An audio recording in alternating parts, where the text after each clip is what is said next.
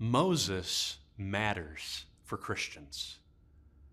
And yet, he spoke in a context that's very different from our own. The old covenant is not the covenant we're under. We are under the new covenant. So all of Moses' instruction matters, but only through the person of Christ. That is, none of Moses, none of the laws are directly binding and guiding for Christians, but all of Moses' laws guide and direct us through the person of Christ. We have to consider, how does Jesus actually fulfill the law in order to understand how particular laws apply to us?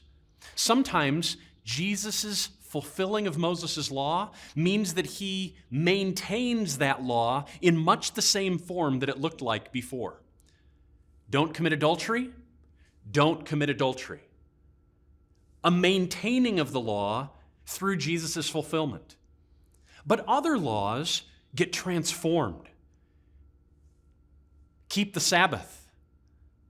Jesus ultimately comes fulfilling the Sabbath. 6 days plus 1. 6 days plus 1. That's how Israel lived. They lived for the goal of seeing Sabbath rest realized, not only for themselves, but for the whole world. Just like it was at the original creation. Jesus comes as Israel and fulfills the Sabbath. He brings the rest to all who are in him. He declares himself the Lord of the Sabbath, and he says, "Come unto me, all you who are laboring and are heavy laden, I will give you rest."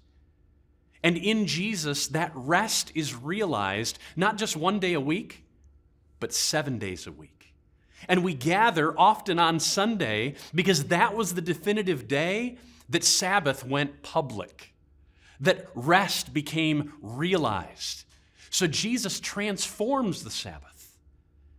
Not that we're keeping the Sabbath 1 day a week. We gather for worship 1 day a week, but to remind ourselves what he has given us 7 days a week. The law is transformed. And then we get laws like don't eat pork. And then we have delight in your bacon as victory food. He annuls other types of laws. So Jesus maintains, he transforms, and he annuls.